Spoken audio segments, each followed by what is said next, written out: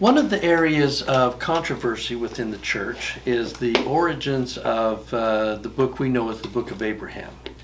The brief history of that, of course, is that Joseph Smith bought some mummies in Kirtland in 1835 from a man named Michael Chandler. And then as he found the papyrus that were inside the mummies, he translated those and declared those to be the writings of Abraham that we now have in our canon of Scripture, the Pearl of Great Price. The controversy has come when, as Egyptologists now look at those papyrus that Joseph was looking at and saying, this is not the book writings of Abraham, this is obviously a funeral text, and it can't be attributed to Abraham.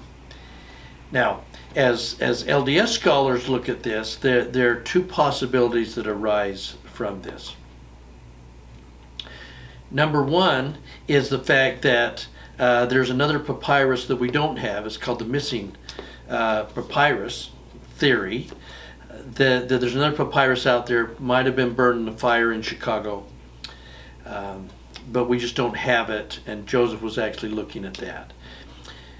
The other one that is actually more plausible, and I think probably more scholars tend to lean in this direction, is the idea that Joseph, we do have the papyrus that Joseph was looking at.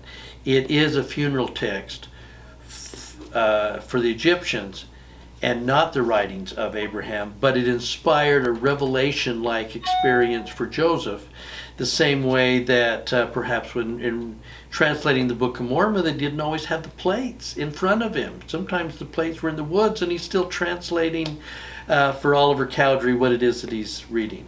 The bottom line also with the Book of Abraham is the fact that when you compare just what we've received with the Book of Abraham, you compare it to other Abrahamic ancient texts, it matches up pretty well. Now, if that's the case, then it says a couple of interesting things. Joseph Smith was wrong about that he had the book of writings of Abraham right in front of him. He thought he was translating, he was actually getting revelation. That's interesting because it gives us a clear idea too of how God uses very imperfect people to get his work done.